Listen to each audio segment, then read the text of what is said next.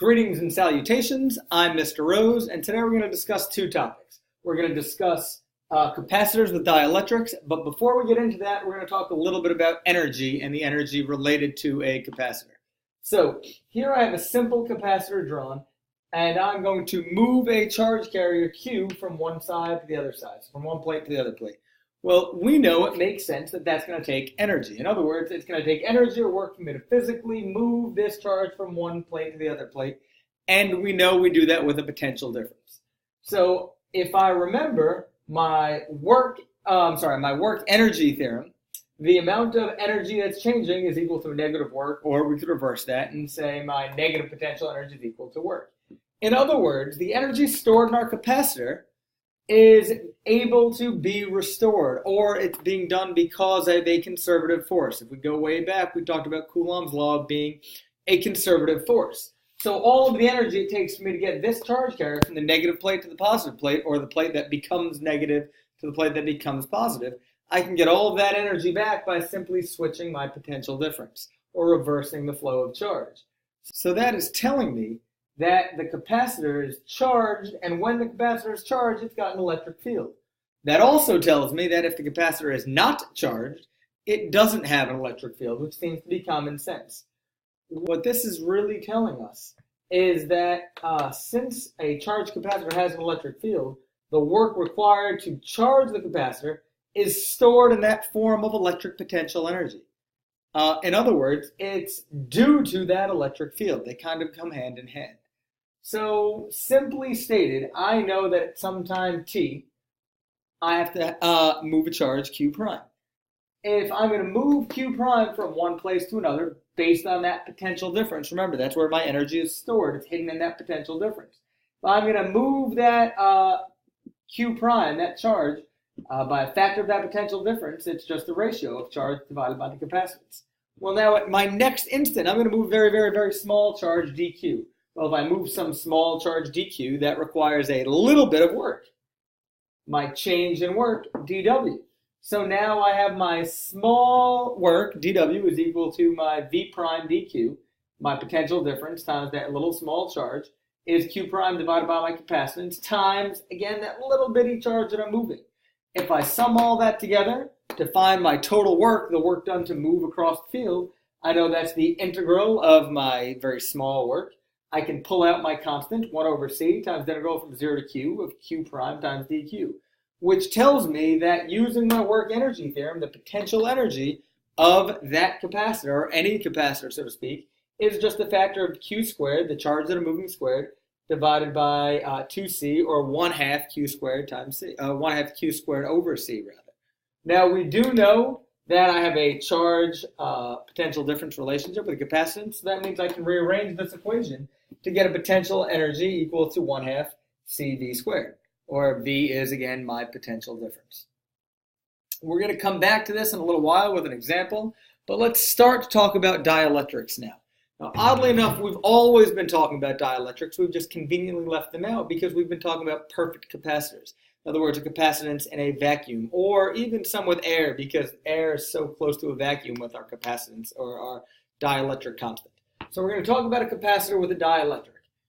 This is what Faraday, or Michael Faraday, started to do a lot of work with. Michael Faraday concluded that every space inside of this dielectric has a constant value. It's got a constant dielectric constant. That sounds redundant.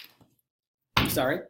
And what he figured out is that that space, that constant, was just a ratio of the material, the epsilon of the material, or the dielectric constant of the material, compared to the permittivity constant, the permittivity constant of the material, divided by the permittivity constant of free space, epsilon naught. It's just a ratio.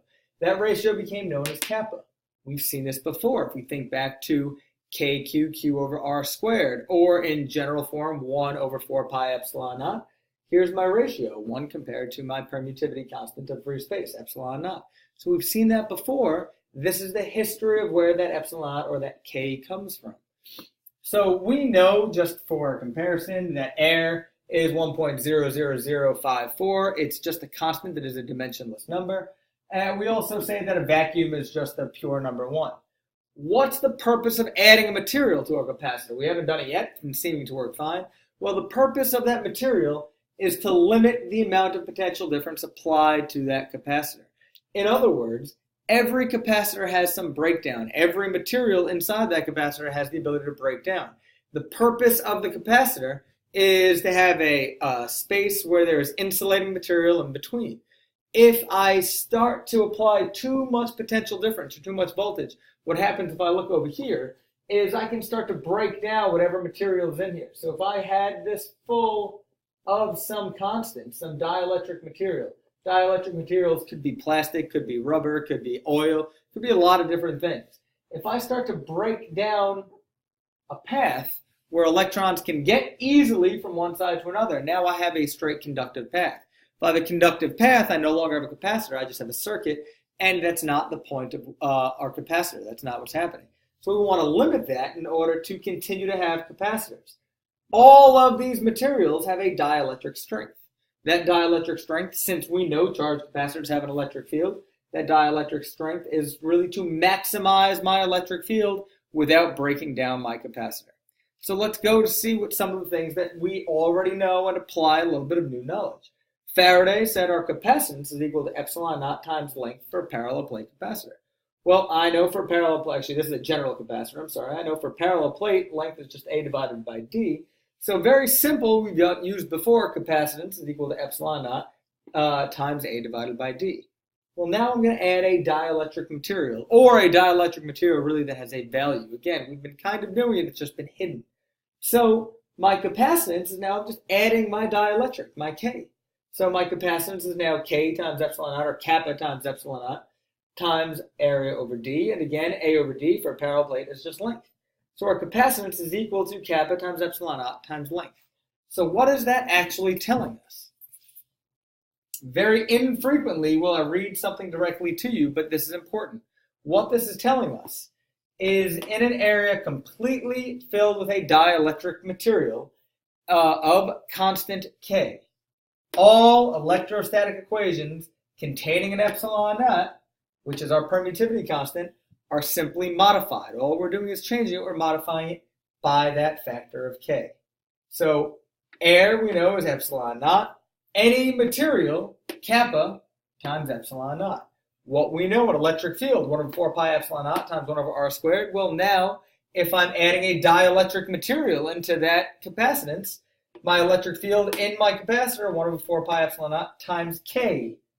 I'm sorry, 1 over 4 pi epsilon naught times that constant kappa times epsilon naught times 1 over r squared. Outside of the isolated conductor, but inside my dielectric, this should look familiar like Gauss's law. We're going to get to that in a little while. Kappa epsilon naught times E dot A equals sigma, which is my surface charge density, times area, or my electric field is sigma over epsilon naught times K. We have that factor of K, or kappa. What is the purpose of that? We should hopefully see that by adding that kappa, our purpose is to lessen the strength of my electric field. Let's move over to the front board. And now we're here at the front with a simple example for a parallel plate capacitor with a capacitance of 13.5 picofarads. We have a potential difference applied of 12.5 volts. And eventually we're going to add a dielectric with a K value of 6.5. What we're looking for, I want to find the potential energy of the capacitor before and after the slab is added for parts A and parts B. So very simple, as we saw earlier. We know that the potential energy U is 1/2 CV squared, or Q squared over 2 times C. This is simply plug and chug. 1/2 13.5 times 10 to the negative 9th. It was in picofarads. 10 to the negative 9th makes it a farad. Times 12.5 volts. Square that. I get a potential energy of 1.055 times 10 to the 5th joules. And I've labeled that my initial potential energy. Why would I label that my initial potential energy? Well, for part B, after I add the slab, I know I had a maximum value. This is the total energy I could possibly have. I'm not going to use this C times V squared. I'm going to use Q squared over 2 times C. The reason being is I know my initial potential energy. I know Q squared over 2C. Q squared over 2C is just my initial energy, UI.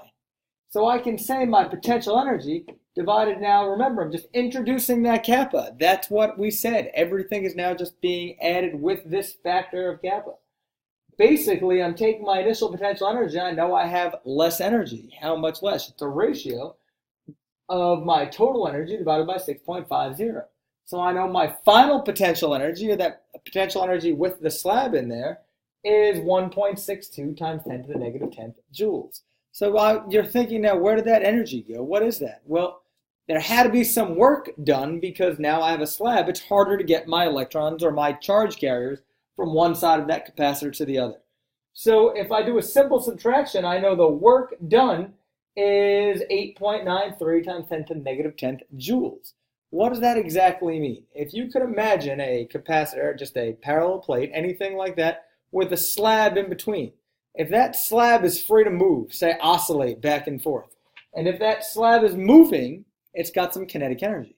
If there's zero friction in an ideal system, and again, I can get that slab to oscillate, it's going to oscillate with a kinetic energy of 8.93 times 10 to the negative 10th joules. In other words, we would see that resulting in mechanical energy, just to give you an idea of what's happening. So let's look at this Gauss's law just a little bit in more detail. If we're adding K, again, we're not really changing anything. Here's my original form of Gauss's law. Epsilon naught times integral of E dot dA we know is equal to epsilon naught E times A. I know the electric field is equal to Q enclosed over A times epsilon naught, which is equal to sigma over epsilon naught. We've done that a bunch of times.